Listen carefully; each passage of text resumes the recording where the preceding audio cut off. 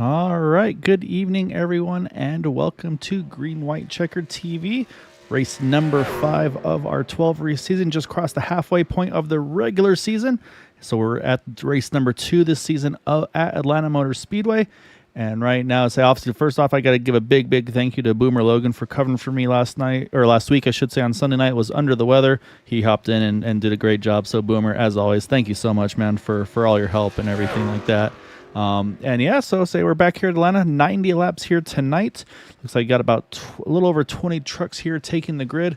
And right now, I'm doing I don't have any official point standings at the moment list showing on the screen, but right now it's Gabe Butler with a 10-point lead over Kevin Fries. Then Bud Steele, Jacob Lee, Eric Laurie are top 5 in the points, with Ryan Decker, Jack Walls, Dean Wilkinson, Austin Call are and then Jim Brooks, Austin Call are the top 10 in the points. So also they will have one drop week. Those aren't accounted for yet, so kind of take some of those numbers with a grain of salt. But yeah, that's where things are at so far here tonight. And definitely glad to have you all here this evening. And yeah, so in the booth with me tonight will be Matt Wagner. Which means we're going to be giving a break to one of our other commentators, but not really giving a break because we're going to throw him behind the wheel, and that is going to be the number 92 of Chris Matthews. So it'll be fun to keep an eye on Chris over the course of the race this evening. And then, of course, we'll keep an eye on all the other drivers as well. So, of course, if you're interested, chime in on YouTube, as they always Chris has been harping on me for this. I always have to request make sure if you can like and subscribe. That way you get notified when the races go live. But then also feel free to chat with us, interact with us, let us know who you want to see on track. We can kind of go and find your favorite drivers. So definitely don't hesitate to let us know that. We're always here to try to get everybody who they want to see and find their friends and loved ones and so on. So yeah, definitely appreciate everybody that watches and supports us here with the league. About a minute left here in qualifying, and so you can see on the timing and scoring there, and this is how things are currently looking. It looks like it's going to be again in the thousandths of a second for that pole position here. So these guys running really tight here. As one of our drivers chiming in there. So Mr. Decker, hope you are doing well. Hopefully you have a good chance to rep your wife's business here in a podium interview, I hope.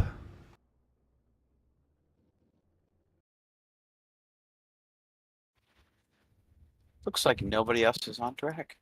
We're just about there. So it's about time to get these guys to start the grid here. And it looks like kind of a mixed bag on qualifying, Matt. It looks like about 13 put a lap in, and then from 14th on back said, yeah, you know what? I don't really want to put a lap in. I want to start a little further back. So be interesting to see how that's going to shake out. Of course, those will be then based on I rating. So some guys that maybe wanted to start further back but have a good I rating, they might be right smack dab in the middle of the field, which might be kind of the opposite of what they're looking for. So we'll have to kind of take a look at that, and as we pull up our starting grid to see if that's indeed what happens here tonight. And let's go ahead and do that now. Let's pull up our starting grid for tonight's event, as indeed it's going to be Gabe Butler with the pole position, and it went to beyond the thousandths of a second, to the tens of thousandths of a second between he and Jack Walls for that pole position. Rick Sanchez only 4 thousandths off the pole, then Austin Call, Eric Laurie rounding out our top 5. And then we continue down through the running order here. You've got Bud Steele, Charles Johnson, Jim Brooks, Jason Bogart, apologies, as well as Jacob Lee. So those are our top 10. And then continuing down the order there, you got Zach Perry in 11th, Daniel Paulus Jr. there in 12th. Continue down the running order, 13th, Frank Ranger Jr., Everett Lane, Ryan Decker, D.L. Lemon, Nick Wing, Chris Matthews, Gary Winters, Jeremy Osborne, Bob Fitzgerald, Corey Buskirk, Hondo Longmire, and Kevin Fries will be our 24 starters here tonight, Matt. And like we mentioned, there's a couple here that are kind of staying a little bit further back here.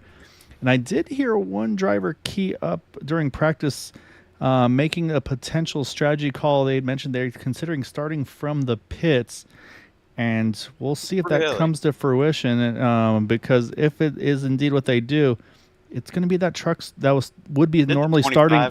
No, it'd be the truck that would be starting on pole position, Gabe Butler. So he's still got a little bit of time before that happens, but I think he's decided that he gets the bonus point for leading, or for getting the pole, I should say.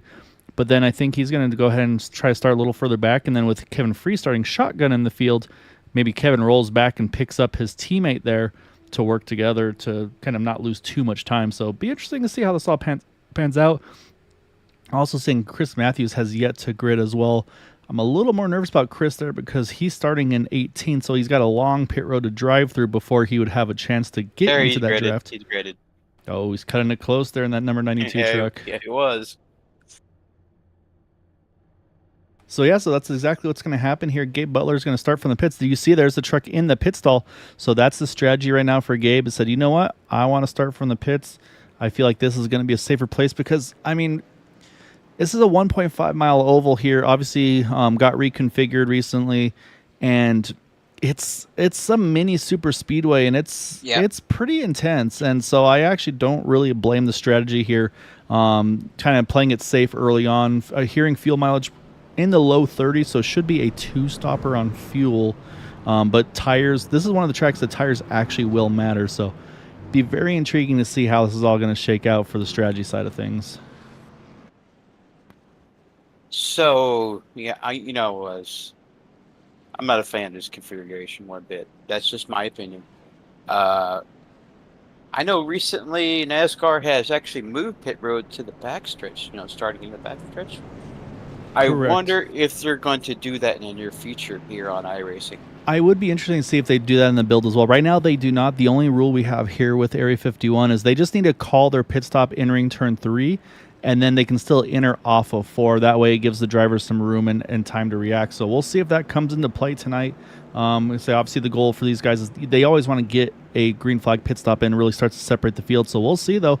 But say with Gabe starting from the pits, it's going to be Rick Sanchez on the front row on the inside line. Jack Walls to his outside as green flag is out, and we are underway here. 90 laps the scheduled distance here at Atlanta, as it is again Rick Sanchez and Jack Walls leading the field here into turn 1.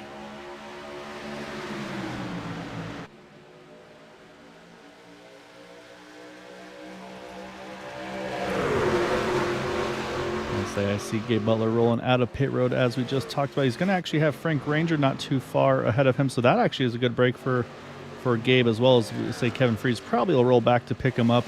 But right now we'll stay up front here, focusing the lead battle here because lap 1 is going to be tight, but it looks like it's going to go to that Pennzoil truck of Jack Walls. He will lead that first lap and get that bonus point as he clears the inside line.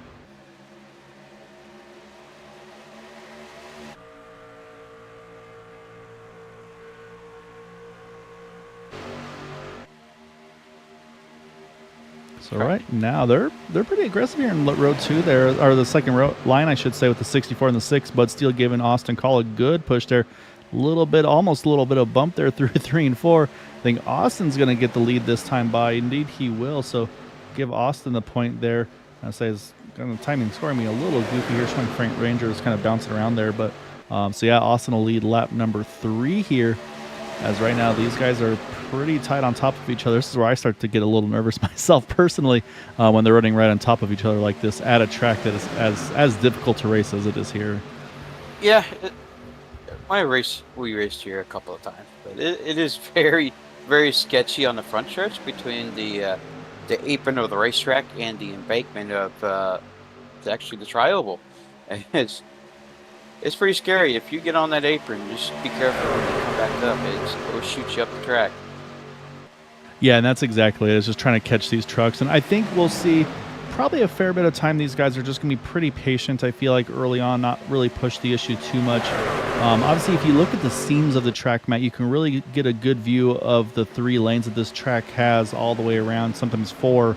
But realistically, I'm saying this is a 3-lane racetrack, especially through the turns. But you can see each seam kind of really defines where each lane is. And so you can see it is doable, but you really don't have a lot of wiggle room. It's almost like a Daytona where it's a pretty tight 3-wide. It's doable, but everybody's got to be on their toes. But I think we'll see. I see one there, Butterfinger truck up against the wall. Oh, trouble off of 3 and 4. Yeah, the 56, and I believe that is the 31, Daniel Paulison. Yeah, there's 56 also involved there, DL Lemon. I think, unfortunately, DL was just the innocent bystander. They're just wrong place, wrong time in that Bitcoin truck, and that thing is hurt, and you can see he's trying to see if he can find a way to get this thing down. I think let's just try to see if he can go straight to pit road if he can, because that thing is not tracking very well. Let's go back and look, and I think if I saw correctly, I think I may have seen And Daniel Paul's just kind of kissed the wall a little bit, and I think it kind of kicked off from there, unfortunately. So let's back it up a little bit here, get a Yep, view. See that you got it right. Butterfinger truck, and right here on Yeah. the entry, I think that same, like I said, it's not an easy track, and yeah, you can see right there, he kind of straightens the wheel back up a little bit, catches the outside wall, and then as usually what happens, you try to yank it off the wall, and that just throws the truck back to the left. And you can see again, we're running pretty much slow motion here. So, and yeah, that's exactly what happens. Winds up getting into that right rear of the 56. Nothing that he could do at that point. Hondo Longmire just sneaking by in that 43 machine. You see Chris Matthews down the apron, and Bob Fitzgerald as well, avoiding that one. So, really, for where that was mid pack there, that could have been a lot worse. So, 2-car Yeah. incident there. So, unfortunately, like I said, not what the 56 was looking for, as he is on pit road, as well as the number 31 machine. But everybody did not hit pit road here, Matt. So, strategy already unfolding. We had, looks like top 8 stay out, and then ninth on back, or sorry, top 7 stayed out, ninth on back here on pit, took pit road. Mostly fuel only. Some did a little bit of a longer stop, so some tires, some fuel only, so a little bit of strategy. So we'll step away real quick for a moment, get our great sponsor in here with 40 Racewear. So stay tuned. We'll be back here in just a moment.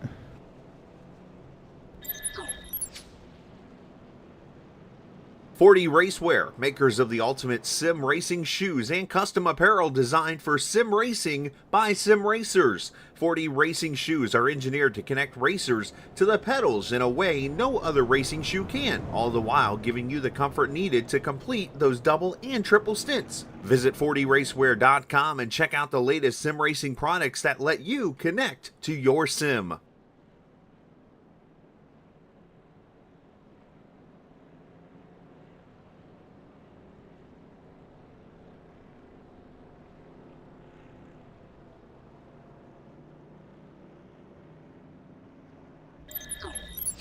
All right, so as you can see, lights back off of the pace car. So it's going to be Jack Walls and Jacob Lee will be our front row here, and then Everett Lane and Hondo Longmire in row number 2.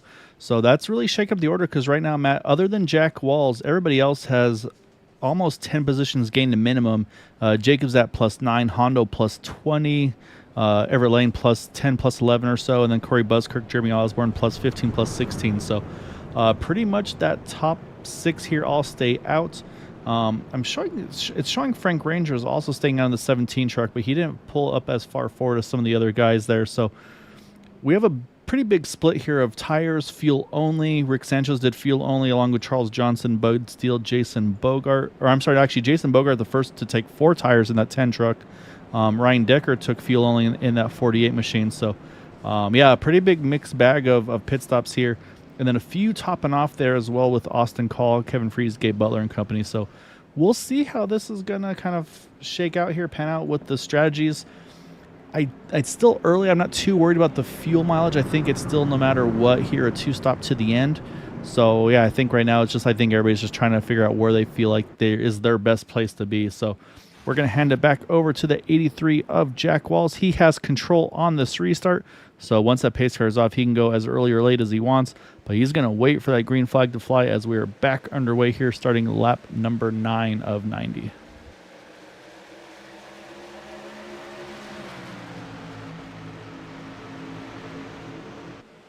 I got my eyes on a certain driver. He's shown a lot of improvement last week, and I'm looking at the 21 of Jacob Lee. He's actually a real in life race car driver, and decided to take his little time here to the Super Speedway series with us.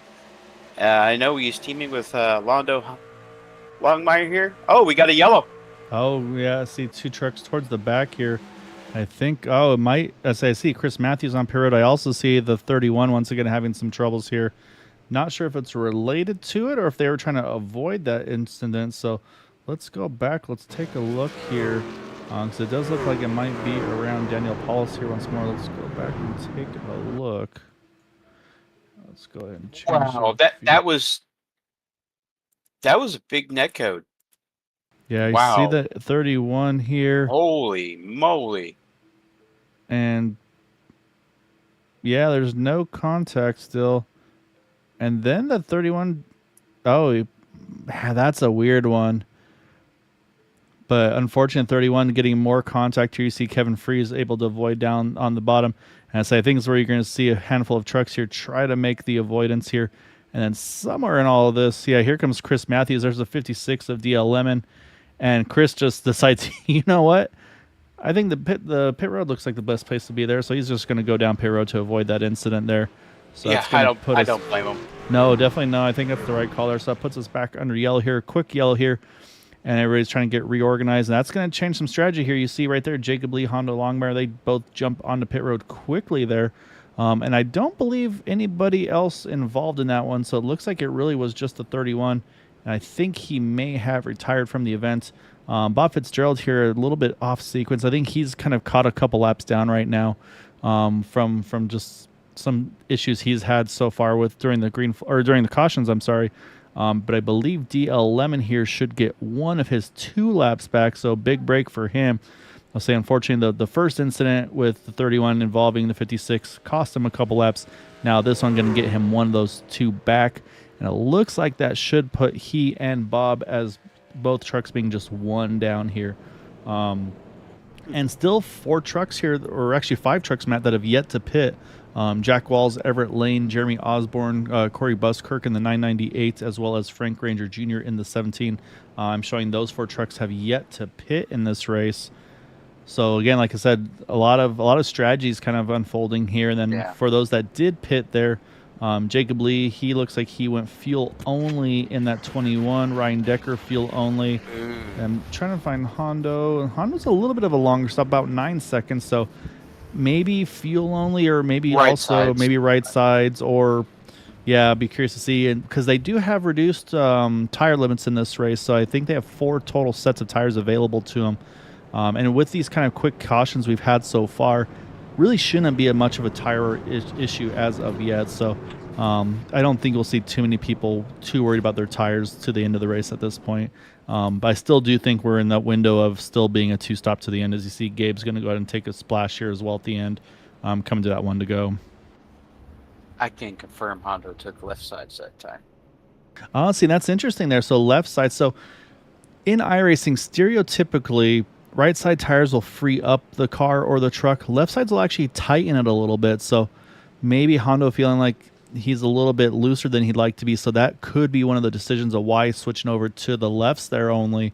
It's also, of course, a quicker pit stop to take lefts as well. But under green flag conditions, usually probably not too big of a concern. But what we have, though, is still, like I said, up front. I mean, Jack Walls only obviously started second, currently running first. But then plus 12 Everett Lane, plus 17 Jeremy Osborne, and then plus 18 for Corey Buskirk. So I'd say their pit strategy currently has them up a bunch from where they started tonight's race.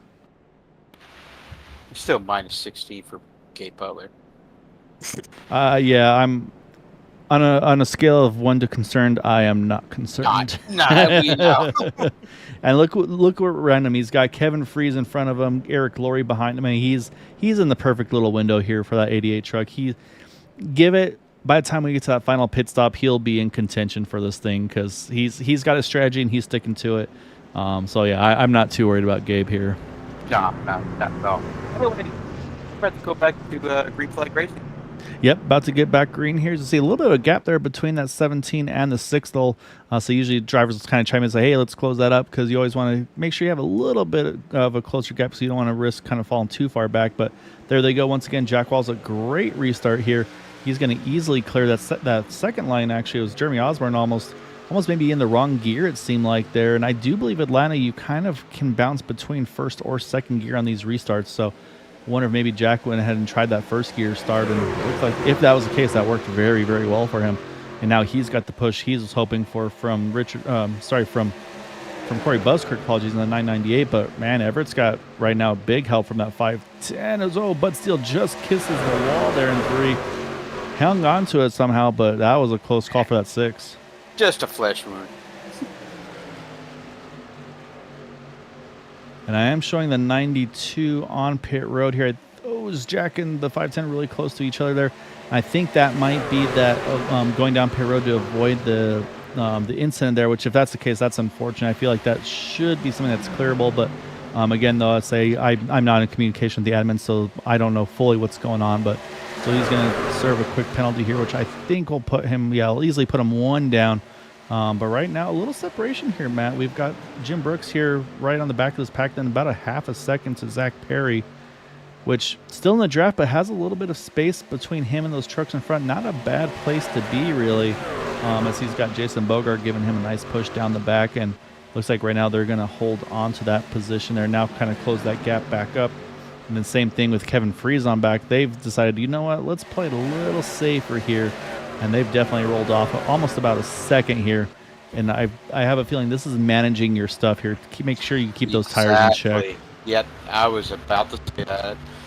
Managing tires, managing fuel. You don't want to burn your stuff up this early in the run. When you're tightly, packed and all that draft, the car's going to be a little bit tighter. And your tires are going to wear just a little bit more. So these guys are opting to stay in the back. It's great strategy. Yeah, what'll happen is their goal is if we get that long green flag run that everybody's hoping for, that'll be the time for them to kind of turn the wick up and then start heading back towards the front when everybody else starts to lose the handling. They've kind of been like, okay, we're rolling back, we're saving our tires. They'll feel like that's their time to shine and kind of get to the front. But right now, though, is that 510, though, we see Rick Sanchez. He's got his way to the point here in that Coors Light truck. Really cool-looking paint scheme on that truck as well, in that 510. So he's now leading the way here on the inside lane. You got Everett Lane working right there below with him.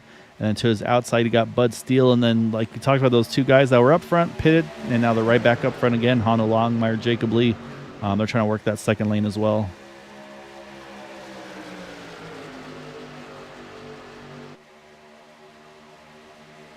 Then the other strategy here, Matt, I don't think we'll see it tonight because pit stops will put you a lap down, but there would be that potential maybe short pitting and basically like, okay, once I'm in my window to two stops to go, 1 stop to go, maybe pitting at like, let's say lap 30 and lap 60. But I think here at Atlanta, these guys are just going to go as far as their fuel is going to take them, just for the fact that they don't want to go a lap down. And that's where the strategy, again, if we get this long green flag run here, drivers like Everett Lane and Jack Walls who have yet to pit, they'll probably have to pit here another 15, maybe 20 laps again because they'll be able to go more than 30, of course, because of these cautions. But I'm kind of intrigued to see how split up the strategy is going to be because I think this is going to, if we get to that point, it's going to really kind of shake up the strategy in this race. I think if we have, like, let's say pit stops at lap 40, lap 45, and lap 50 for all those guys on different strategies. I can't remember what was the first 5 cars right now have not pitted yet. The 5 that I have that I'm showing not have pitting yet are Everett Lane in the 24, Jack Walls in the 83, Corey Buskirk in the 998, Jeremy Osborne in the 41, and then Frank Ranger Jr. in the 17. Then we had a handful of others that pitted at lap number 6, and then now most of the field pitting at lap 11.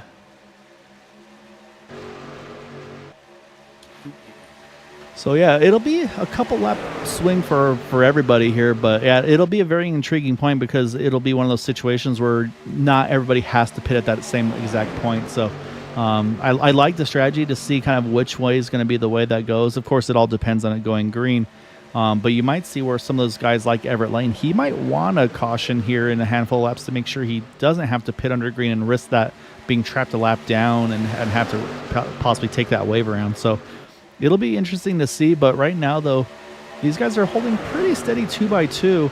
Like we mentioned, of course, the pit strategy, that's a few positions gained for a handful of guys, but like for Hondo Longmire, I mean, he did pit there under that last yellow, and he's right back up into that top 5 here.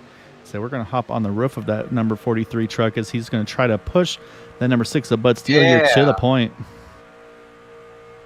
And not too far back, he's got his teammate of Jacob Lee there. Yep, Jacob right behind him. Saying we can switch from the front camera to the back camera. There's his teammate right on the back bumper. So those two working well together, and then I say working their way to try to get the 6 up in front so they can get there. And then we got to jump back to the 10 car because we had a Julie Carley rooting on Jason Bogart there in that number 10 truck. So he right now sitting just outside the top 10, but also pitting at lap number 11. So he is definitely one of the higher running trucks of those that did make that pit stop. right now. Just kind of, I think he's just kind of cruising on that inside line right now, right behind that 76 of Zach Perry, right in front of Austin Call. And I'm watching Kevin Freeze here, Matt. He's starting to creep up a little bit here. I think he's starting to see if maybe those tires are starting to get ready to come in here and see if he can maybe make some use of them.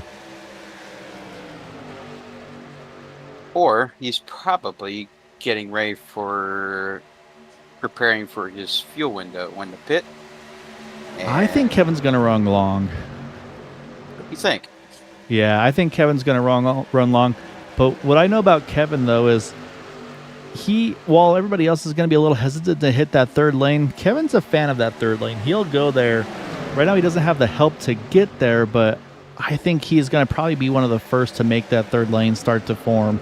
The question is if he has any help, and then if they can hang on to it when it happens, because like I said, it gets a little hairy when you starting to get packed up on each other. Yeah, that third lane is very dangerous. Yeah, I've tried it before. When you come off that corner off turn 4 and come on the tri-oval, it's a little hairy, 3 wide in that tri-oval. Yeah, like we said, I mean, the seams show where that third lane is, but you can see right now, I think the tire wear is already coming in, because right there, Hondo Longmire and Jacob Lee entering 3, they both had to wash up a little bit into that third lane. And so if there's a truck there, I mean, that's contact. Obviously, that's going to be an incident. So they know there's nobody there, so they can drift up there. But I just think that the tires are already starting to play a role, and these things can't really hug the line as tight as they'd like to. But right now, though, that inside line, though, I think Everett Lane's been doing a great job pushing Rick here, because we've seen the outside line be able to kind of just charge through, take the lead, and clear. And as I said, here goes, look at Kevin. He is up on that third lane looking to the outside of that 56 truck. And for DL Lemon, I'd roll out of this here, because you want to keep your truck clean here, because you've already had to burn that one. Oh, he's pushing that 3 wide there, man. He can't help himself. I know. He's part of my Indy group. He's part of the new drivers here at the Sunday Series. So he said he wanted to give it a go. We let him have at it. And right now, man, it is a little sketchy. It's. I mean, I'm. Yeah, a little bit tight right there. I'm very nervous right now for Kevin and for all these guys up in this front pack here. But he's doing fairly well. For now. Yeah, but then that's the thing for me. I believe right now DLM is the first truck one down, so I don't know. I feel like I'd be a lot more cautious right here, because again, if you get any incident point like a 0x or a 1x or whatever it may be, you're gonna lose that lucky dog spot. So I feel like you really want to be kind of just playing it a little more cautious. You see, Kevin does drop back now. Look who is coming up toward the field now. Yeah, I would say that's going to be the next set of drivers that probably are taking care of their stuff here, as he's going to have Eric Laurie right in tow with him. And we are on lap 31 here, Matt. So again, talk about those drivers that did not pit yet. That's going to be happening soon. And again, the drivers we're told to call out their pit stops here, entering turn number 3. That way drivers can react accordingly. And that's going to be, I think, really where the danger zone in this race is going to happen.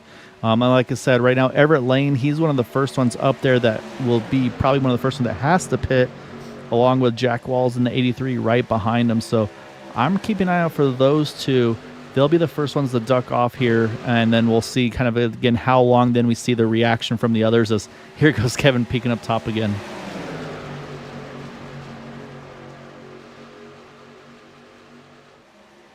But I do feel like, Matt, with those yellows, I really feel like guys like Everett Lane, Jack Walls, I feel like they can probably get closer to almost lap 40, I feel like. So we'll see how far they can get to. I think 32, 33 was a green flag run.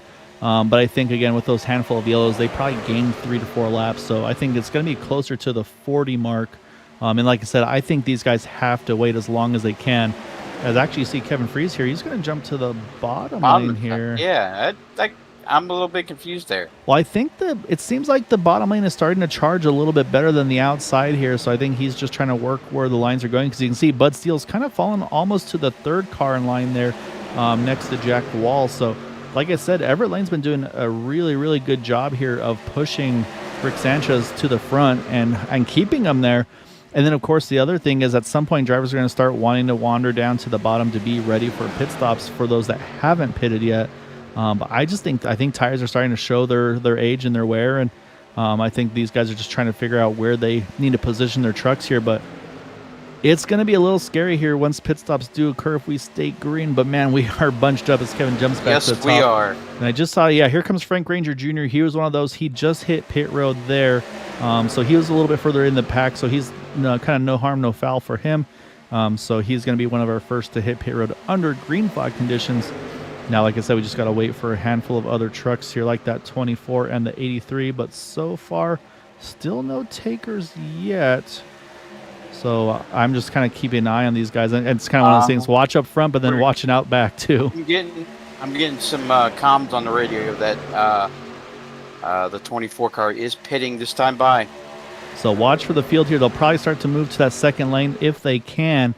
And this is going to be, again, this is where things get a little scary because you want to try to give room to let that guy get down. And, oh, man, that's so close right there. But Everett's able to get down. Now he's got to try to get it woed up as well. And I think that's about the best pit entry you can get. As you see also Jeremy Osborne right there behind. He hits pit road. And with all of that, though, that slowed that inside line down. That's exactly what Honda Longmire, Jacob Lee were hoping for because now they get to the point, they clear that inside line, they drop down low. So now we got to wait for Jack Walls to come in as well as Corey Buskirk. And actually, Jack's going to enter early. He's going to go entering in turn 3. He does not want to risk damage to the back of his truck here. As, we got a little bit of contact in the back. The 21 trying to hang on to that thing, as is Honda Longmire here. A little surprised. I feel like this is early. Oh, big slide for Honda. Hopefully got down to speed. And also Jacob Lee, Zach Perry, and Jason Bogart. I'm surprised to see these guys in as early as they are. I feel like they could have gone longer. So we'll wait and see how everybody cycles around. But right now, though, we've had our first set of green flag pit stops. And great mileage for Corey Buskirk. And as I say that, he's dropping down to the apron. So we've got two trains of thought here, Matt. Some are staying on the apron. Some are going to kind of drop down late. So, yeah, it's just risk versus reward, it looks like. But while all that happened, Mr. 3 Wide Kevin Freeze, he's found his way to the front now with Ryan Decker as his pusher.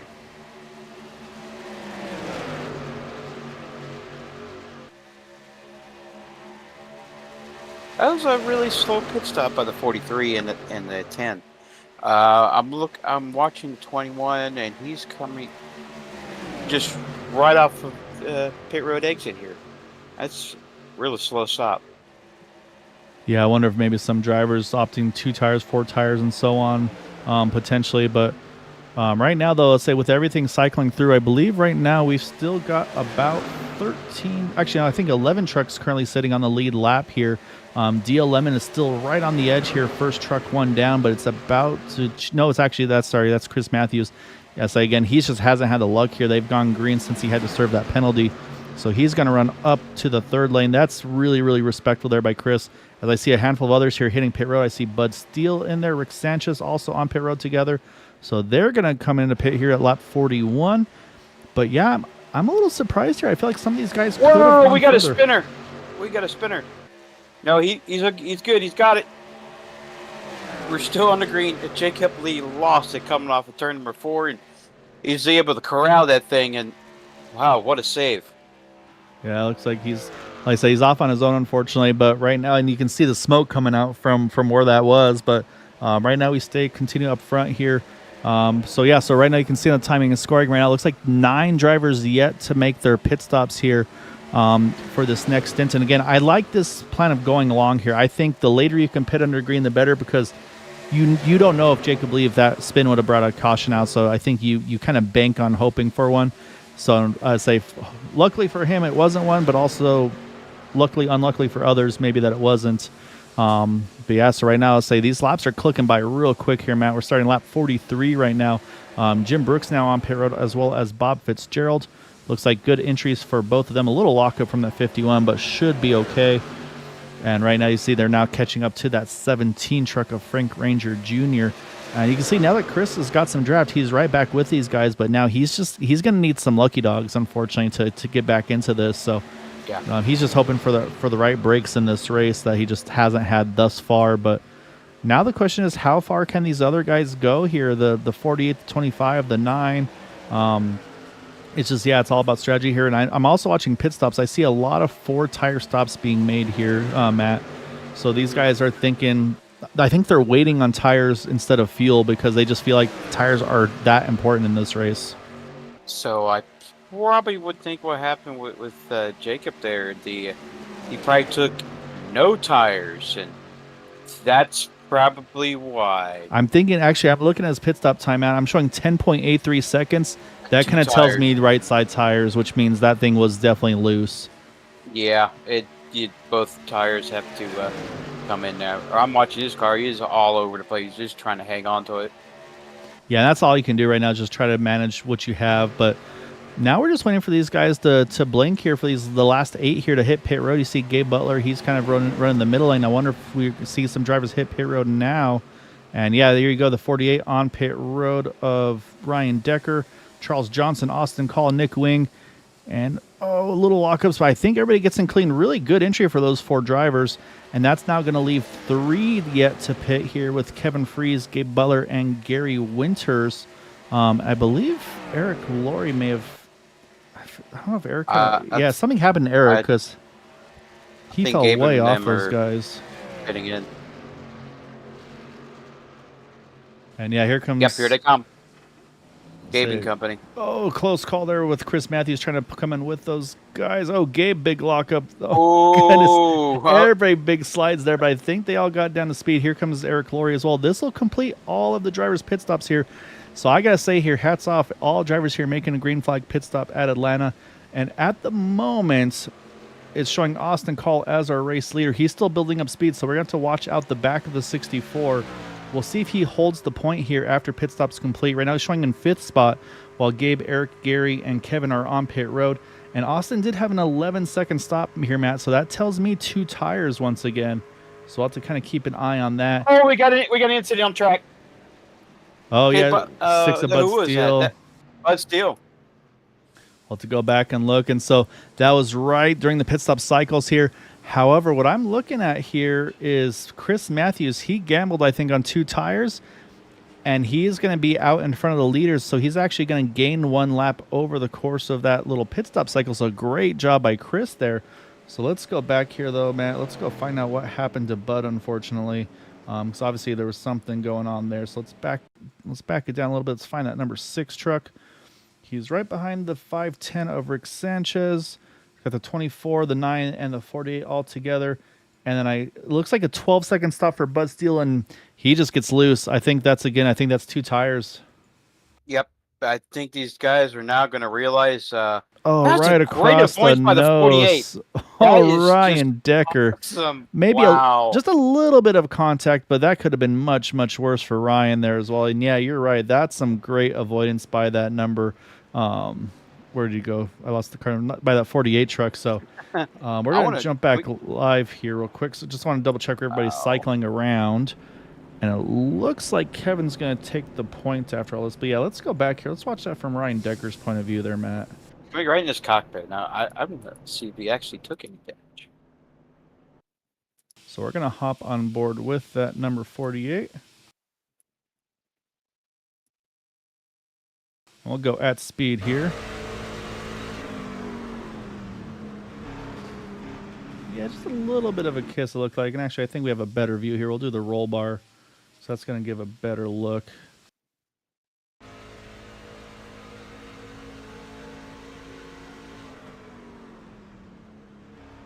Yeah, just a little kiss to the right front, I think. Or sorry, left front, I think. But I think he's going to be fine with that.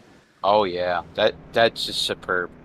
And then we'll see. I think this is when they first start catching the pace car. So I don't think the pit road is opened yet. So this will be interesting as well for the strategy side of things. And I want to say, I'm trying to look at the timing and scoring because I'm showing DL Lemon, Frank Ranger both 1 down, Chris Matthews 2 down, Bob Fitzgerald 2 down. So I'm not sure if anybody got the wave rounds here. And we got some fakes. Oh, big fakes there by Kevin and Gabe. And that's going to bring a handful of drivers into pit road. And I think that's the right call, though, for those guys because they literally were leaving pit road when that caution came out. So, and actually, I'm showing 1 to green already. So we'll have to double check here because that's going to kind of shake things up a little bit too. This might be a really big single file restart here. There's some confusion going on. Whenever there's pit stops under the middle of green flag conditions, it's kind of breaks things, and I think that's what we got going on here. Was there a lucky dog? Well, right now, what's going on here? So I see Gabe and Kevin and them going around the pace car or truck. Yeah, I think Bob Fitzgerald should have got his lucky dog there. Well, there's some confusion going on because you see these guys are kind of waving around, but I feel like they were supposed to stay with. Yeah, I'm not sure what's going on right here. So unfortunately, a little bit of confusion, and unfortunately, in iRacing, whenever there's a caution during the pit stop cycle, it really just kind of breaks everything. So we'll have to kind of wait and see on this one here. I think the admins are going to have to probably do the best they can with the situation they have, because I feel like it probably would have been right there where Eric and Gabe and then probably should just stayed behind the pace car. Yeah. So we'll see here, because right now I'm showing Rick Sanchez one of the closest to the pace car, and the lights are off. There we go. Lights are back on the pace car here. So I think they're going to try to get everything resorted. And kind of the way I'm seeing it, yeah. So we'll let them kind of get this squared away. We'll step away for just a moment, and we'll be back here on the one to go.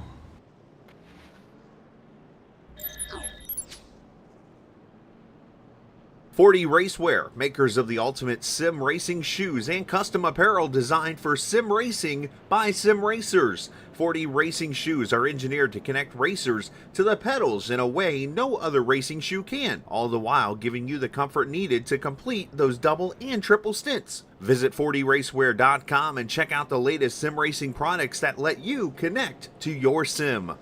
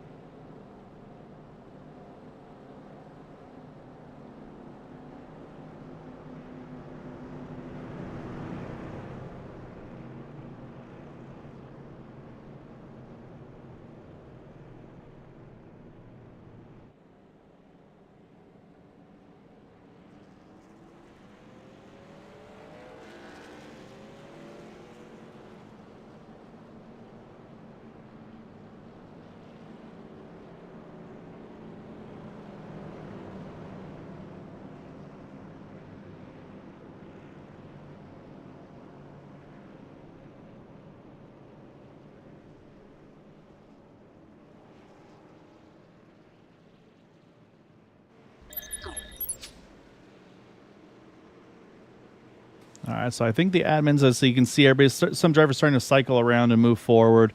And so what they're doing is they're getting everything reorganized here as we get back on the 1-2 green now. So I think what's happened is, like I said, unfortunately, during the pit stop cycle, cautions always kind of mess timing and scoring up in iRacing. So what they've done is they've kind of been like, okay, we know this isn't right, so what we're doing is it looks like we've got pretty much from Kevin Freeze back to Ryan Decker. They've all waved them around. That's going to put all these guys back on the lead lap. So I think that's going to be back to correct to where it needs to be. We'll have to kind of wait and see and make sure. But so it's going to be an odd, kind of an odd single file restart here. But yeah, they're doing the best they can. It's one of those things that's really tough to admin and to drive at the same time. So they're just trying to make sure they get everything kind of all fixed up. I's dotted, T's crossed, all that fun and games. So I believe we're going to restart here with 38 to go. And yeah, right now all the running order is just a little bit jumbled, unfortunately. But like I said, we'll try to get everything all squared away here as quick as possible. But yeah, right now it's showing Kevin Freeze, Gabe Butler as our leaders. You see Chris Matthews there in third. I believe he's sitting at 2 laps down in that number. Actually, it's back to 3 down. So yeah, he unfortunately kind of lost a lap and all that miscue. So like I said, there's a little bit of confusion, but we're getting back to green here with 38 to go. So it's going to be pretty much a single file start. So say everybody's going to take a little bit to have to build right back up to where they were and get everybody squared away. As green flag is out, we are back underway here. 38 to go at the line. Kevin Freeze leading Gabe Butler as they're going to work their way back through the gears here. You see immediately Chris Matthews jumping to the top here is just going to let the leaders kind of go on by and kind of continue their race here. Again, just respect being given by one of our own. Let's say it's always fun to see, and say he's just kind of cruise control right now. Got one down the apron here. Who was that? That is the 56. 56. Yeah, DL11 looks like he's had to actually park it or take a tow. Not sure what happened to the 56 there, unfortunately. But last word I say with us being back underway here right now, Charles Johnson's trying to get to the point here. Problem is right now it is Charles Johnson versus Bootnaka right now. So he doesn't have any help yet. I see Ryan Decker on his way. But right now, Charles Johnson's still leading the way here on that outside line. Now Ryan's on his way to the big. Can I see? Oh, Kevin Freeze, big wiggle there. Not sure if that's truck getting loose or if that was a pit entry. No, I think that truck just got upset there. That's a big save by the 25. It's going to cost him track position, but he kept that truck in one piece. And with all that going on, that's let Charles Johnson here sneak away with the 48 of Ryan Decker. And actually, Ryan's kind of one that got caught out on that because I'm showing him now a lap down as well in that 48 truck. And so, yeah, just unfortunate. Whatever's going on in that caution cycle, it's really kind of shaking up our running order here. As I'm showing the 48 a lap down, the 28, the 998, and the 08, 17, and 92. So, again, apologies for the confusion, the mix-up there with the cycle, but let's say we can only kind of see what we can and commentate on what we can. So, right now, though, what we do know is Charles Johnson is our race leader here. And right now, the 48 sitting as the Lucky Dog truck, being the pusher of that number 9 truck. Again, I still feel like we do have one more pit stop here to get to the end. But, man, Ryan is definitely staying aggressive on this 9 truck, wants to stay as far forward as he can. I don't think he wants to drop any more here. And almost might be worth trying to have him get into the Lucky Dog spot, or maybe even jump around the 9 and get the old-fashioned way here. But, yeah, just unfortunately just a bit of a jumble there on that whole pit stop cycle. And iRacing is notorious for caution flag pit stops, or a caution coming out in the middle of green flag pit stops. It just, the timing and scoring it never seems to come out correctly like we expect it to.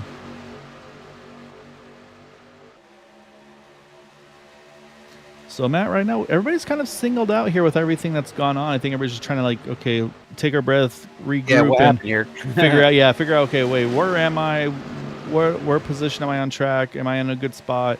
Because I'm looking at last drivers pitting, and the one that stands out to me is everybody else is around 40, lap 45, lap 48 or so. But Jack Walls, I'm showing his last pit stop at lap 37. So he's in theory got about 10 less laps of fuel than these other guys. So he'll probably be the first one to have to hit pit road under green flag conditions. So I think Jack might be one that would be rooting for a caution to kind of have that caution flag pit stop to kind of get even with everybody. But right now, though, like I said, pretty single file here. It's Rick Sanchez. He's decided, you know what, I want to get back to the front, and so he's going to work with that 6 of Bud Steele. I see the 24 Everett Lane right there as well. And say that's a really good group of drivers here to work together because they all have really good pace.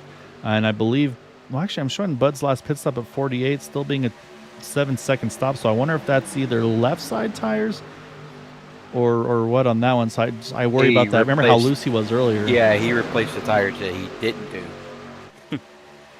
Almost at that point, I feel like I would just throw on 4 and kind of just reset the cycle. But you can see, though, someone's watching the momentum here, Matt. That's Jacob Lee. He saw that 510 coming. He's going to hop up top here. He wants to try to get the push to the front. Like I said, Jacob Lee's kind of been improving over the course of this season, and he's going to work his way to see if he can get to the front here as we got 30 to go. Oh, big move there by the 48 there. Oh, that was close.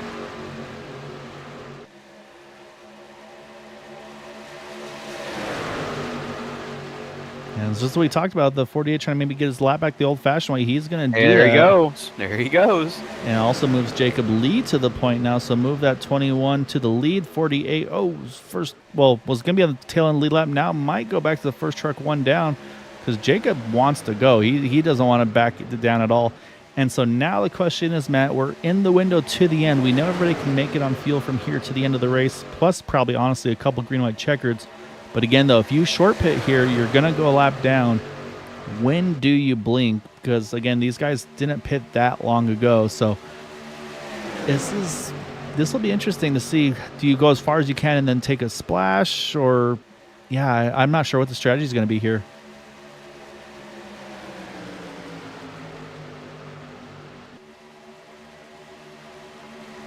So right now, though, the biggest fan of Ryan Decker at the moment is going to be Corey Busker, because right now, with the 48 and the tail end of the lead lap, Corey would actually be the lucky dog. But as soon as we say that, though, the 510 just noses ahead for the moment.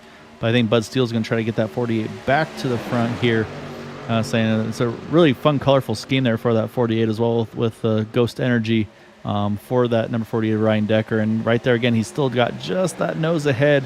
It's the 510 leading the race, but again, that 48 trying to be that first truck, either tail end of the lead lap or the first truck one down. So he's doing everything he can right now to stay in that position. Oh, yeah.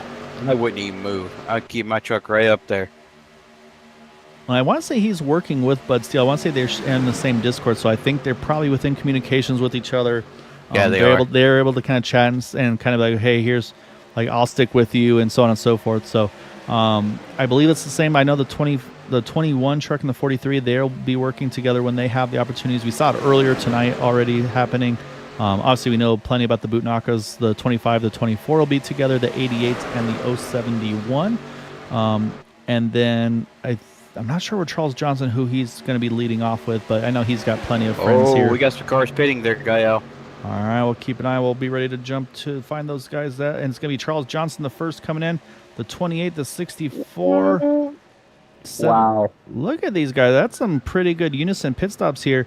So I think here, though, you're going to have to be aggressive. I think you take the absolute shortest pit stop you can, be it left side tires and fuel only, because I think this will put you one down. So we'll wait and see. As we'll see also, do we see a reaction? But I think these guys go long. I think they say, you know what? 4 tires. Let's let them get lapped down here. Wow. Yeah. I would go for the 4 tires. Yeah. No, but these guys are electing to go 2 tires here. I think Jim Brooks might be the only 4-tire truck there, and he's just leaving pit road, so he's off on his own, unfortunately. And yeah, all those guys have pitted right now, Matt. They are 1 lap down, starting with Zachary Perry in that 76 truck. He's going to lead them out of pit road, and I think a lot of fuel-only stops for those guys. But like I said, though, now all those guys that short pitted, they're down a lap here. And then, like I said, Jim Brooks, unfortunately, without a drafting partner here, so they have to hope that this thing stays green because, again, if there's a yellow, they're going to basically have to hope for that wave around, and then they'll still be at the back of the pack. So not really the perfect scenario there. But again, that's the risk versus reward. This might be a winning move if we stay green because they might have the pace working together versus these guys going 2x2. So that'll be the next thing we do, Matt, is I'm going to keep an eye on lap times once that second pack builds up a full speed lap here. As I want to see how they compare to that 510 because last time by Rick ran a 30.73, and we'll see this time around he ran a 30.85, and I want to see what that 76 runs because I think he'll be that telltale. And his first lap by at speed is a 31.14, so about 0.3 of a second slower. So that bodes well for those that have yet to pit.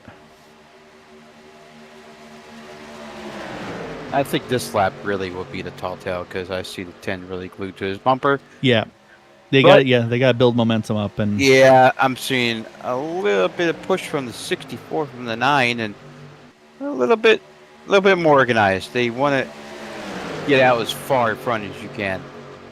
Yeah, it was a 30.94 for Rick this time, and for Charles Johnson now leading that pack, it's a 30.73, so actually 0.2 of a second quicker for the 9. So that's what they want that to be the consistent. So right now it's actually Charles Johnson, Austin Call leading that second pack. So again, we'll keep an eye on them to see how that pace is looking. I say, unfortunately for Jim, he's going to need a break to get back up into that pack because not on the same strategy on on tires with those guys as we just mentioned. And this time around, Rick Sanchez a 30.93, Charles Johnson 30.61, so 0.3 of a second quicker for that pack. So right now the numbers are going the right way, but again, though, it doesn't matter until everybody finishes their pit stop. Otherwise, right now all those guys are trapped 1 lap down. So again, it's risk versus reward, but if it works out like they are right now going green, this could be a very big reward for the risk that they're playing right now. Oh, the biggest question is when these guys actually do pit on their long run, are they taking 4? Did you remember it happened last time some of these cars took 2 tires? They were all over the place. I think I take concerns lefts. I think if I'm pitting here, I'm going to take left side tires because it'll tighten the truck up a little bit and it won't slow down my pit stop for fuel. Unless I barely need any fuel, then maybe I consider splash only and just try to manhandle that truck for another lap or 2. But I think left side tires would be this choice for me at the end of this one. And it just depends though. Like I said, right now, and I'm still watching the lap times, and it's still going the right. Well, actually, no, that last time I was a little slower for Charles. Oh no, I'm sorry, 30:56 to 30:88. So again, 3/10. So I'm sorry, Charles is actually We still going got some forward. pitters. All right, yep, here comes the 24, the 25. They're jumping in.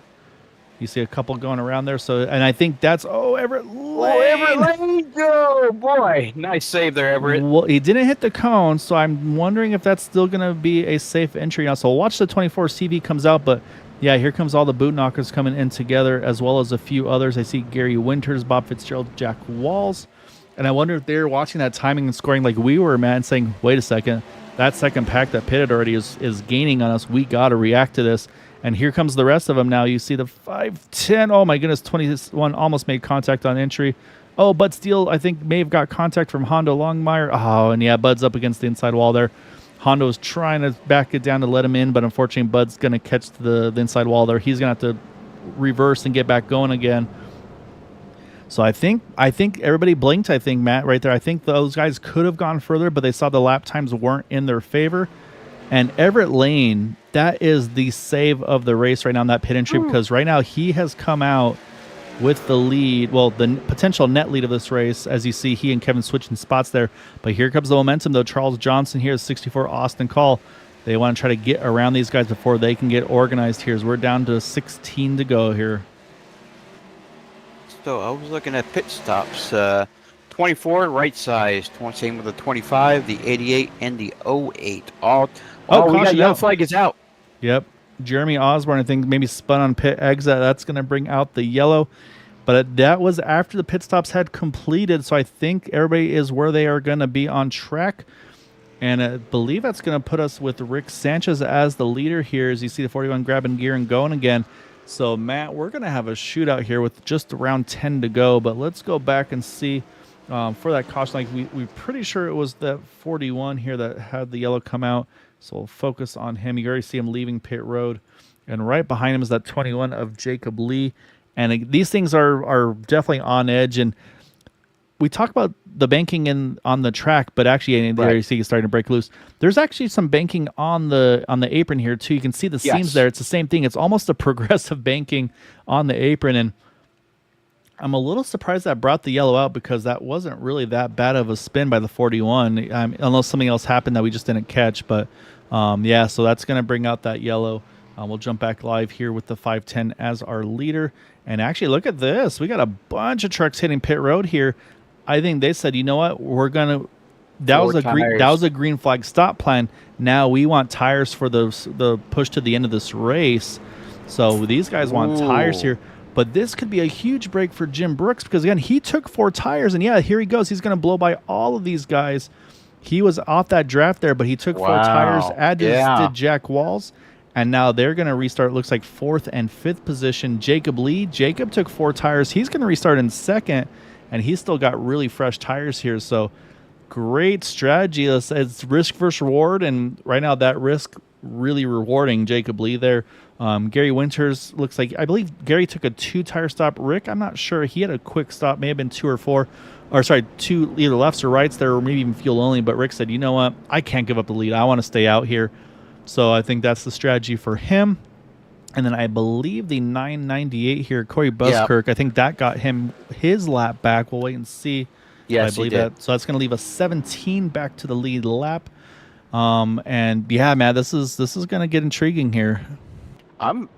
This is going to be I'm kind of like scared. Because you got guys with fresh tires, you got guys with old tires. I really like where Jim Brooks is at. I really do. I think strategy-wise for tires, actually the 2 in the best positions are right now are Jacob Lee and Jack Walls, because they pitted at laps 73 and 74 with their 4 tires. Jim pitted at 65, so his tires are already about 10 laps older than those guys. But again, he was by himself. They probably weren't really getting a lot of wear, so I'm not too worried about it. But wear-wise, though, he is going to be in a little bit of a deficit to those guys. And, of course, the other thing is you never want to be the last truck that stays out, and that's kind of where Jim is here. But also, I mean, look at the benefit for Jeremy Osborne. Remember, he had that slide that brought out the yellow. He's 6th. Nice. And then before we go back to green, I'll say we got to give our best wishes to Ryan Decker's wife, Caitlin, because she's watching the race while having contractions, apparently. So, Caitlin, we are wishing you the best, and definitely soon to be, it sounds like congratulations as well. And if Ryan needs to get off track, I say you yell at him, you tell him to get off track. So, but definitely thinking of you and the soon-to-be growing family. Yeah, I think a family is number one, and then racing. That's just me. Yeah, I think that's probably the right order there. Yes, sir. All right, Matt. So we got 12 to go here on this restart. We've got, like you said, we've got a mixed bag of 2 tires, 4 tires, and then fresh tires behind. And I'm actually looking, some of those guys that pitted there, like Kevin Freeze, Everett Lane, Gabe Butler, they took 2 tires as well. So I'm thinking they took, let's say, lefts or rights under green. They said, okay, let's take the other tires here under yellow. So remember what I said about not seeing much 3-wide action? Yeah, that's out the door. It's coming. Yeah, that's it. That's all right. So Rick Sanchez is going to lead the field here. Jacob Lee to his outside. Gary Winters, Jack Walls, row number 2, waiting for that green flag to fly. And we are down and away. 12 to go here at Atlanta. Of course, as always, there are 3 attempts of green-white checkered. If we get to it, we still have 17 trucks on the lead lap. But it's a great start by that 5'10" Rick Sanchez. He's going to easily clear that outside line. He's got the 66 behind. But look at Kevin Freeze straight to the 3rd lane here in that number 25. Now back to the bottom underneath Jack Walls. Oh, I was watching with Jack Walls. Look at the move by Bud Steele. Is 21 going to jump up? Yes, he is. But very late. Oh, no, he back down there. He thought better of it. He tried, and Bud's like, nope, I'm here, buddy. And he had to get back down, and Bud's going to take that momentum here, try to get to the front. Look at the 66 Gary Winters. Yes, yep, he's there. Oh, contact between the 83 and the 25. Kevin Freeze is around. No, he saved it. No. We got caught. Crash behind, yeah. The 24 is involved, the 071. Yeah, it was just the reaction there, unfortunately, to it. You see Jeremy Osborne, a piece of it as well. That is going to bring out the yellow here. And like I said, everybody was going for every piece they could get there. And unfortunately, a few got caught out there. So let's go back because this was kind of a reaction thing. You can see Kevin already. Let's back it up a little further here. And so what happens is people are starting to make the move. So we'll focus on Kevin here in that 25. Then we'll jump a little further back. Like I said, drivers are going to be drivers. They started to get greedy. You see Jack here. He's kind of in that 3rd lane for the moment, but of course you want to get that arc in. Kevin's trying to squeeze it in between the 51 and the 83. Yeah, there's nothing and there's just not a lot of room. And then right there, I think had to move up a little bit for Jim possibly, and then that just sends him down in front of the 41. And then unfortunately the accordion comes right up in front. You see the 41 start to go around there, and then the 24, 64, a little bit of contact. I think Hondo, let's see, does he hang out? Oh my goodness, look at Hondo, that 43 truck, that bright green, just somehow sneaks through there. Charles Johnson gets a little piece, as does Austin Call, and then Eric Laurie, we just mentioned as well here. But look at the brakes here. I'm watching Jason Bogart. Look at that avoidance, maybe just a right rear kiss there, but I'm calling that a really, really nice save there out of that number 10 machine there. I don't know how he got through that. Lap back. Guess who gets his lap back, guy? Oh, yep, there goes that 48 truck. We'll go live. We'll focus on him. And here goes Ryan Decker getting back to that lead lap. No, he's speeding back to the pits. His wife's having contractions. Yeah, he's like, I got to go, guys. No, at that point, you all tip far out. Yeah. But yeah, so that's going to give us, I believe, let's see, I'm waiting for timing scoring to update here, but I want to say... Oh, Ryan Decker wanted to pit, couldn't quite get down there. He's going to roll back around. I think he can pit next time by, but I think that'll put Ryan back on the lead lap if I'm not mistaken. I'm waiting for everything to update here. You see a couple drivers leaving pit road. Yeah, Austin Call's coming out. Yeah, so Ryan Decker is back on the lead lap, so it's going to put a 17 on the lead lap. Unfortunately, we mentioned Corey Buskirk. Unfortunately, he actually went and lost a lap or 2 again. But the other thing to look at here, Matt, is I'm watching these guys who are just 1 down now. Look at Chris Matthews. He was 3 down not that long ago. He's 1 down now. Some great strategy by him. He just needs another break or 2. However, he's got to get around the 28 of Nick Wing as well as the 08 of Bob Fitzgerald, but they're both right there in front of him. So that's going to be another race within a race. But I think up front here, though, Matt, it's all gloves are off here. These guys are going for it. You see if there's a move being made, someone wants to lead that line. So I think for Rick, I think his best friend is he's going to have to Hold stay on to committed it. to that bottom lane. I think he's got to Yep. run that white and red line because Yeah. you can't pass got below no- that line, and I think that's where you're almost guaranteed to have a pusher basically in that line. So we'll see. So what I'm afraid of, I think, if Rich does jump to the high side, I really think as worn as his tires are, I think it's going to be a huge disadvantage for him. Yeah, I totally agree. He needs to stay on that bottom and hopefully push by the 66 of Gary Winters, and just hope for the best. I guess. Yeah, But- no, I think he's put himself in position to win this race. Now he's just got to kind of keep that truck where he needs to. And like I said, he's probably in a bit of a deficit on the tire front of things, but Right. I don't think he's in too bad of a shape. And I think too, with him being the lead truck, you got all the nose to the front of the truck. I mean, everything is what you need here. So we're going to restart this one now, Matt, with 7 to go. Again, we're still not done here. And again, if we get a late caution, there is that potential for green, white, checkered. The main thing to mention there is if the white flag comes out, at that point it will be an official race and they will race back to the checkered. And of course, within reason, the guy get there first will be the winner. So we'll have to see here, though. Will it be that 510? Will it be Jacob Lee, Gary Winters, Jim Brooks, Bud Steele, or will it come from outside the top 5 here as the pace car is off, heading it back to the 510? Waiting for that restart zone as they hit now, and we are back underway. 7 to go. We'll see who's going to get the win here at Atlanta. Your guess is as good as mine. Oh no, yeah. At this point, there's no knowing, and that's what makes these races so crazy and so much fun. But you can see another great start from the inside line here, and again, that's why everybody's jumping to the bottom. Look at Bud Steele; he sees it, and he's going to jump. But now, does Jacob stay with him? I think he's going to have to. So Bud Steele's going to try to work that second lane now. And you can see they're starting to squeeze a little tighter now, Matt. You can see they're not giving as much space. They're trying to keep that inside line pinched, slow that momentum down here as we're down to 6 to go at the line.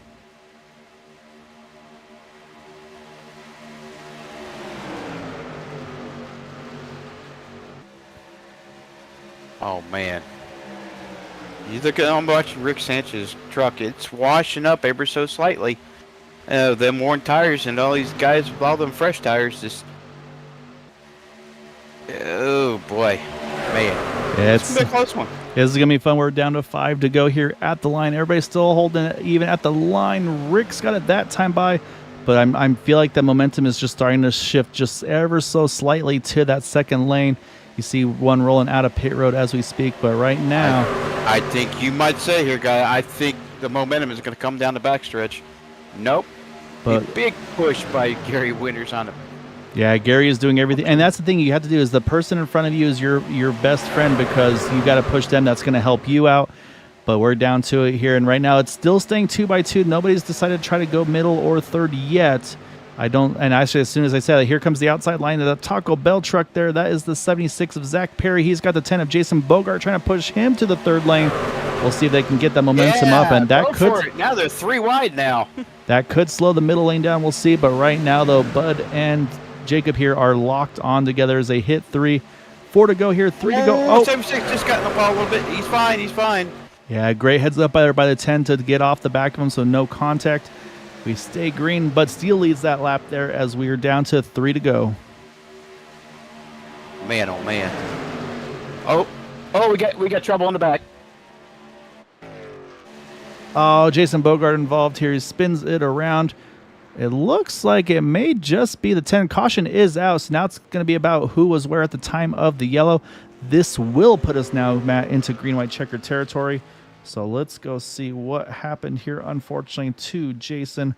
So he was trying to make that third lane happen, just unfortunately looks like may have got caught up in some other stuff because he's actually in front of him. Oh, there's already smoke. Kevin Freeze, actually, you can see the 25 truck here in the bottom. Let's back it up a little bit because I think it looks like, or actually, no, I'm sorry, I'm way too far back. I'm looking at the last yellow. Here we go. Let's jump they to were 4 wide almost. Let's jump there to on the current yellow. Here we are. So we're looking for that 10 truck. There he is. And oh, it looks like that truck again that 10 truck got a little bit into the wall. Not sure if it's from a push or not. Let's take a closer look here. You see the flames out the pipes there, and Kevin Free. Oh, yeah, a little bit of contact there by the 10 and the 76. I think just that accordion effect a little bit. And then, yeah, Eric Laurie, just nothing he could do. Innocent bystander. Yeah, and then here comes the 64, just trying to sneak underneath it. Chris Matthews, he's going to try to jump to the top of it here. I think, oh, Chris just sneaking by there, and somehow it looks like it's just these two trucks, the 10 and the 071 of Eric Laurie, that wind up involved in this one. And honestly, the damage not too bad. Probably grab a gear and get going again. So we'll jump back live here. As you can see, there is the 64 Austin Call. He's going to get his lap back. That's a huge break for Austin, as he just got put down a lap not that long ago. Unfortunately, like I said, that's where Chris Matthews, Nick Wing were hoping it would have been them, but not quite there at the time of the yellow. So, but it's not over, Matt. Like I said, now we're in green-white checkered territory. We have 3 attempts of a green-white checkered here. So this will be attempt number 1. And of course, the way that works is if a caution comes out before that white flag is thrown, at that point, we will have 2 more attempts. However, on the 3rd and final attempt, should a caution come out, the field will be frozen at the time of the yellow, and that will be our final finishing order. So looking at the rows here, a little bit of a jump around. The Bud Steel still going to be up on the outside line, but now it's going to be Jacob Lee on the inside behind that 510 of Rick Sanchez, Gary Winters to the outside, and then also Jim Brooks to the inside now in 5th, Gabe Butler to the outside in 6th. So I think for Jacob Lee here, this is actually a good opportunity for him because, again, he's got fresh tires in that 21 truck and 4 tires. Well, not fresh anymore, but he had 4 tires in that 21 truck. And we've seen that inside line really kicks hard on these restarts. If he can make a move at the right time, that 510 might be in trouble here. Oh, man. So we will wait and see. We are 1 to green. As you can see, the lights are off of the pace truck. We're going to see Bud Steele jump to the top. I say Bud probably is thinking, man, I want to be on that inside line. And really, I mean, those guys were side by side for the lead. It just really depended on where that caution was and where they were at the time of that yellow, where it could have been Bud as that control truck. But at the time of the yellow, the 510 had the position. So that's why he stays as that control truck. So that's why these guys are fighting as hard as they are, because you never know if and when that yellow is going to come. And if it is, you want to be in your ideal position. And for me, I think the inside line is where you want to be if you're in that top 2 or 3 rows. However, Matt, look at row 3 and row 4. Let me look here. Oh my goodness. Gabe Butler, Everett Lane, Kevin Fries, Eric Laurie, all lined up here, 6th, 8th, 10th, and 12th. That's going to be the group to watch. They will go to that 3rd lane here. They will try to make something happen. That is going to make this middle lane a little bit in trouble, I have a feeling. So we'll see. I think they're going to run out of time. Maybe. It's all going to be about this restart. And we talked about, I think these guys can restart in 1st gear instead of 2nd gear. So watch for that. You'll see how quick some of these guys jump out of the gates. That might be what the difference is. So we'll see here. I remember I lost a race here because I didn't start in 1st gear. So we're going to watch Rick Sanchez waiting for that restart zone. You can see a 6-6 already giving Bud Steele a little bit of love, a little bit of check up there in the start. Now we're back underway. There's a little stack up there, and you can see everybody was trying to react to it. Everybody was getting very antsy for that restart. We are back underway, but man, Bud has lost all his help on that outside line. He's going to see if he can get any help, and no, he's not. Let's say Jim Brooks going to sneak on the inside here, grabbing that 3rd position for the moment. Can he clear that 6 of Bud Steele, though? We'll have to wait and see as they head down towards the backstretch. This would be getting to the white flag. You talked about it. There's the 3 wide situation you talked about. Yeah, here they go. Gabe's going to try to get to the top here, but these guys, they just want to get to that white flag because at that point, all bets are off. Oh, as you can see, Jacob. Oh, Charles Johnson. Oh. Big wreck in the back, but we did get the white flag, so it's to the finish here. We're still green to the finish, so now it's who can get to the flag first. And the 21 is going to try to block the 510. 510's got momentum. 6 pushing him. Wow. What a turn of events. As they come through 3 and 4, the 510 clears. He jumps in front of the 21. Now it's Bud Steele trying to squeeze that 21. But right now it looks like momentum is going to go Rick Sanchez's way. He gets a bit of a bump. Oh, big hit at the line. Oh, my goodness. Wow. I think it's going to wind up being potentially Jacob Lee here. We'll have to go back and take a look. Oh, that's God. Oh, that's a heartbreaker. We'll go back and we'll double check how this all happens. But let's go back here. We're going to go back to first the finish. Then we got to go back right after the start finish line here. So let's first speed up here to the end because I got to see this contact here. Let's get a better angle.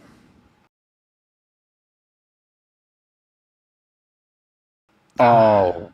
I don't know how this one's going to get ruled. Unfortunately, I mean, it was contact between the 21 and the 510, but he wasn't below the line. I don't know, but I mean, as it sits, it looks like unofficially it would be Jacob Lee, Bud Steele, and Jim Brooks are top three. As you see, Honda Longmire comes sliding through the picture here after the race. Oh, and he actually catches the back of the 51 there.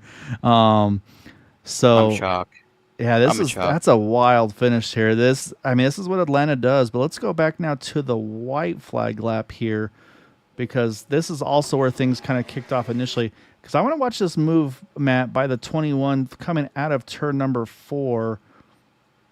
Because you can see, like you mentioned, Hondo's having a little bit of traction or grip issues. You can see he drifts up a little bit. The 21's able to cut just underneath him here. And then I feel like at that point he's got the position. You can see he's staying above that white line, drops a little down just to avoid the contact. I feel like that's a fair pass. I'll say again, that's for the admins to decide. And then further back here, it looks like, I see Charles Johnson, a little bit of contact that catches Jack Walls, and then you're 4+ wide, and Gabe Butler somehow sneaks through 4 trucks, all straight into the wall, almost in unison here. The 40. Oh, Eric Laurie gets hooked. He goes up and over here. Ryan Decker's involved there. You see the 17. I think I saw the 64 there as well. Man. And then, actually, again, Kevin Freese got a piece of it at the very, very end there with the 10 of Jason Bogart. And then this is the battle to the end here. So that was probably one of the craziest finishes we've seen in a while here. Like I said, it's good. We're going to have to kind of all of this is going to have to be unofficial, unfortunately, but because we don't know for sure. It's going to be up for the admins to decide. So, Matt, we're going to have to go with what we've seen and with what we have at the finish line. So let's go ahead and pull up our final results initially, because that's how we're going to base the race tonight on, as it's showing Jacob Lee as our race winner over Bud Steele, Jim Brooks. Then Gabe Butler, Rick Sanchez going to still wind up in 5th after that, but that's going to sting, unfortunately, for Rick. But a great job, though, by that 510 all night long. Then you got Zach Perry, Ryan Decker, Austin Call, Kevin Freese, our top 10.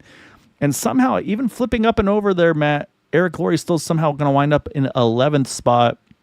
And then you got Jeremy Osborne, Jason Bogart, and Jack Walls rounding out our top 14 on the lead lap. And then Charles Johnson, Gary Winters, Everett Lane, Chris Matthews, 1 lap down, as well as a handful of others here. Unfortunately, Nick Wing there, 1 down, and then Bob Fitzgerald, Frank Granger Jr., Corey Buskirk, D.L. Lemon, and Daniel Paulus Jr.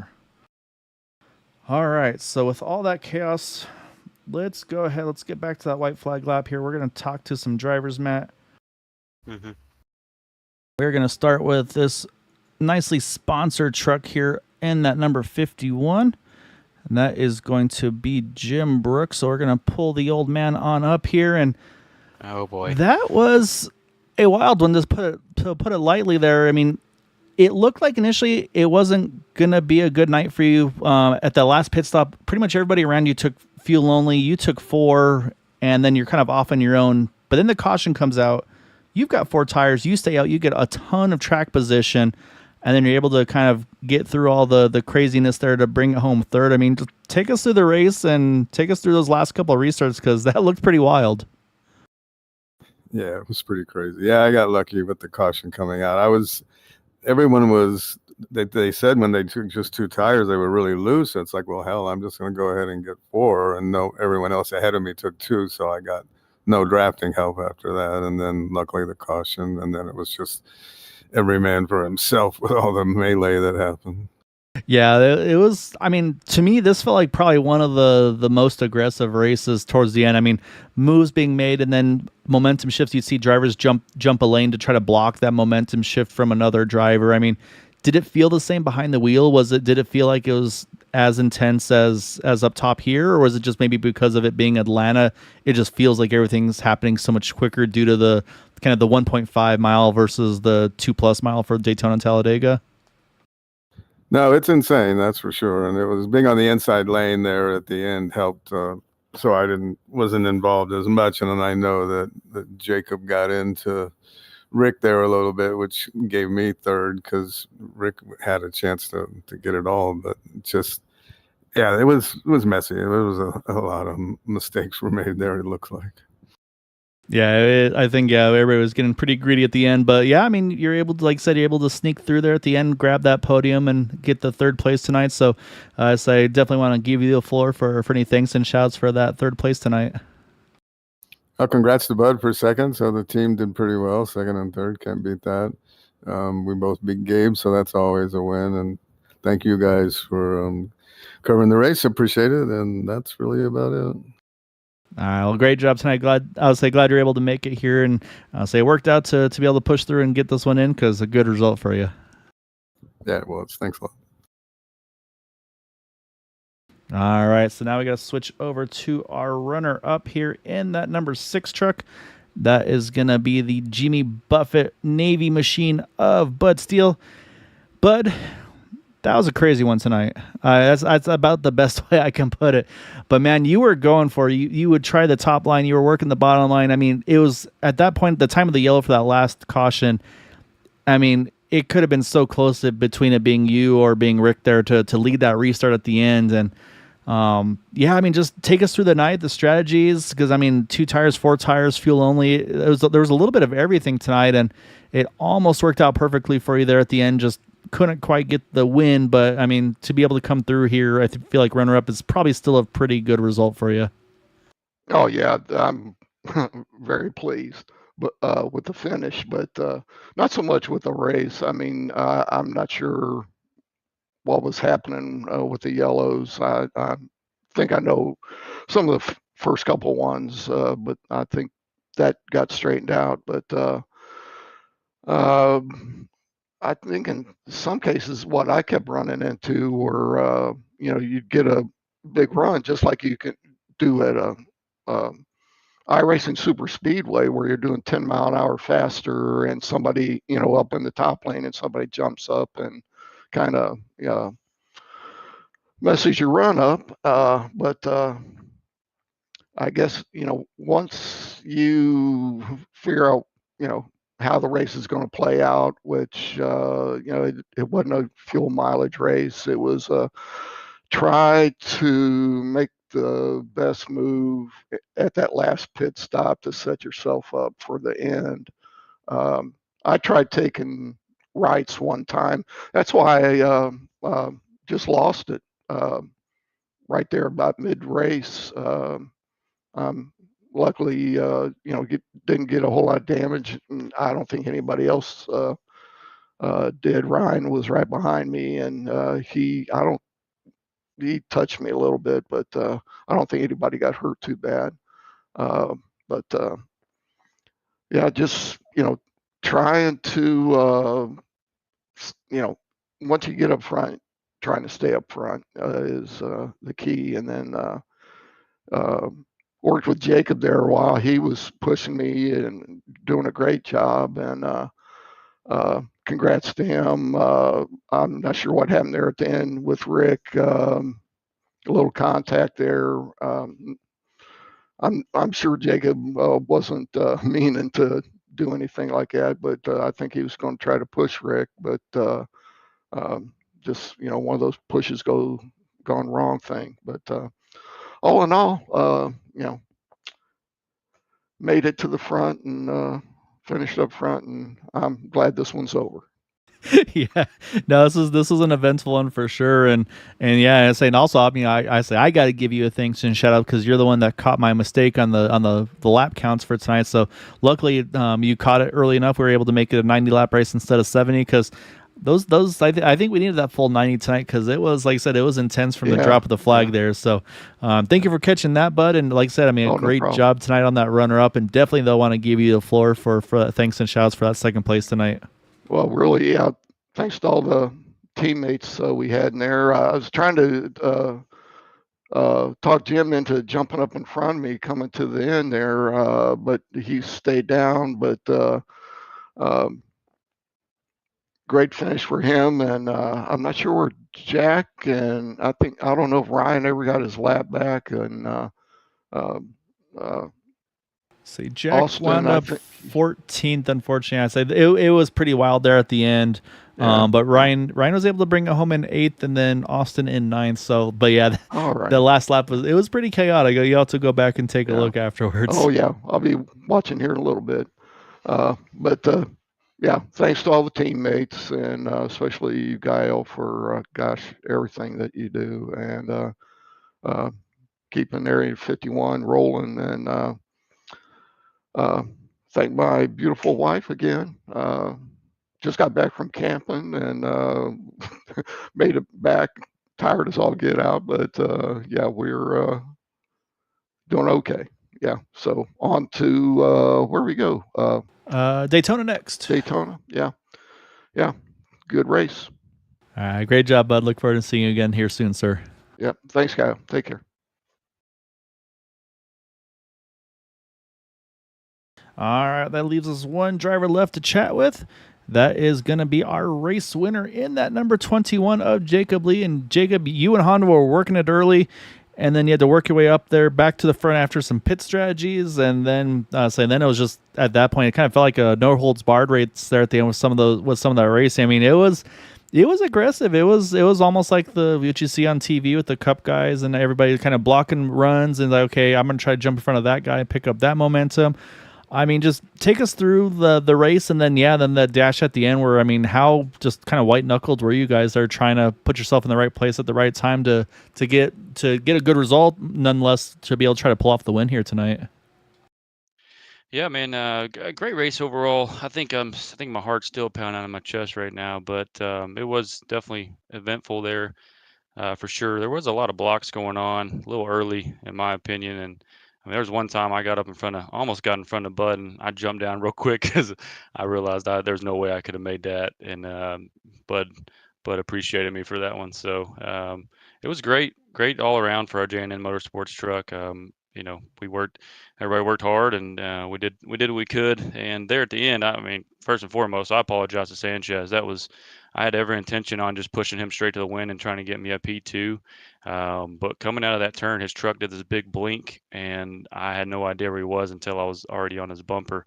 So no intention on trying to wreck somebody for a win. I had no intention on even, um, you know, even trying to do something like that. Like I said, my intention was to push him to the win and just get a P2 for points. But it kind of worked out that way. It looked like his truck wiggled a little bit on me.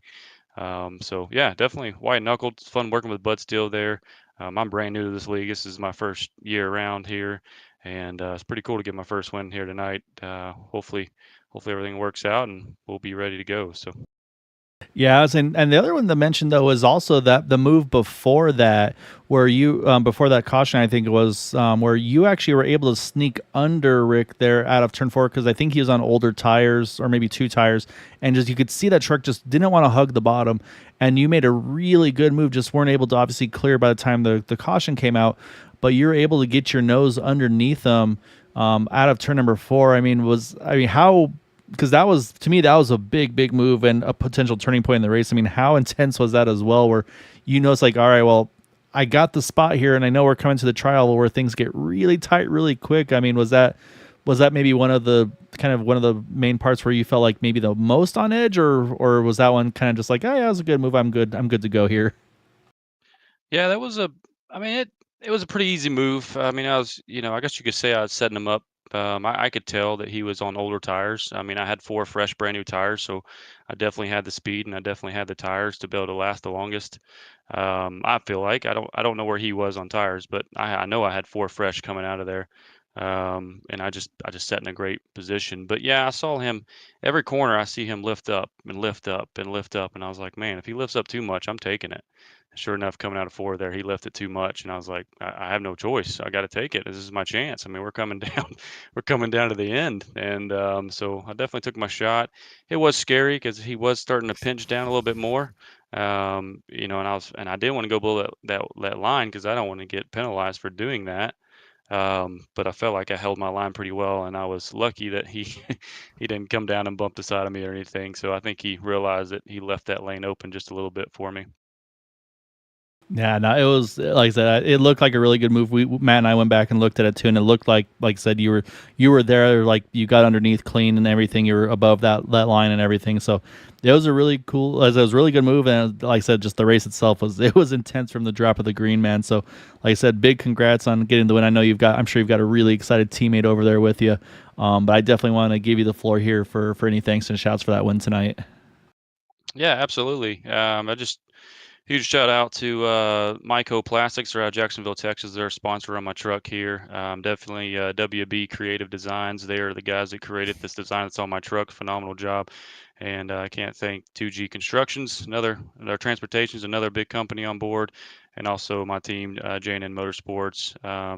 And then last and not least, I can definitely thank the best fuel man in the business, Hondo Longmire. So You knew that he was coming. he definitely does a phenomenal job back there, and definitely very supportive and gives me one heck of a push every now and then if he can stay up here. So Yeah, no, so it's always fun watching you two work together. And yes, I can definitely vouch this. He's definitely a fun one to have in your camp. I'll say he's always makes it an enjoyable race with him and hang out and everything too. So, but man, great job tonight. Go enjoy this one. Like I said, well earned, well deserved finish there. Wild one tonight, and congrats coming up top tonight. Sweet. I appreciate it. Thanks again. And I apologize to Sanchez once again if he's listening. So definitely not intentional at all. So I do appreciate each and every one of you guys putting on a great broadcast. So thanks, sir. All right, Matt, that is our race winner in that number 21 of Jacob Lee. And yeah, I mean, it's a tough situation because again, I mean, it's like, okay, I can just roll off the back of him and we'll finish wherever, but you can't back off of the truck because then you don't know if you're going to get passed by the other guys to the outside, and so you have to stay aggressive there at the end. And I know it's a heartbreaker for Rick there. It feels like he did everything right, just unfortunately that just had that contact there at the end and just didn't quite hit him square. He mentioned also potential connection hiccup there between him and Rick there, and yeah, it's just one of those ones where when you're on the receiving end of that, definitely is definitely a bit of a heartbreaker. But I think just knowing Rick, I'll say, is just going to have him come back even stronger and more desire to get that win. So, but man, what a race though! That was a wild one tonight. It was a wild one. We had some little, I guess, little technical difficulties, as you would say. That's first time we had that in a while, ever since the, I guess, iRacing Super Speedway. Well, yeah, I had that happen in a while with the caution coming out. Caution during pit stops, man. It just throws the biggest wrench into things. But like I said, I definitely big shout out to all the admins in the race. They're trying to get everything sorted through and try to make everything back the way it should have been correctly. It's a tough thing to do while you're on track and trying to also run your laps too. So definitely a big thank you to Bud and Jim and Gabe, Kevin, Charles and company. Like I said, we got a lot of great admins that are doing everything they can to make stuff as fair as they can for the entire league. So, man, that was a good one. I'll say.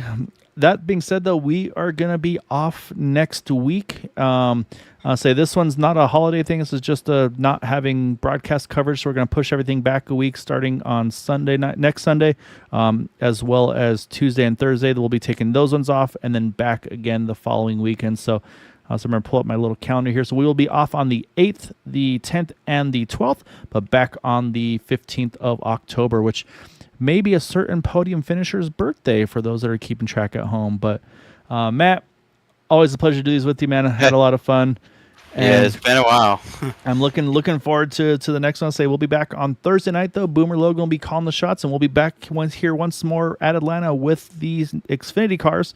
So stay tuned for that one. Until then, hope you all have a wonderful, safe evening. And as always, until next time, take care, stay safe, have a good night. We'll see you all on Thursday.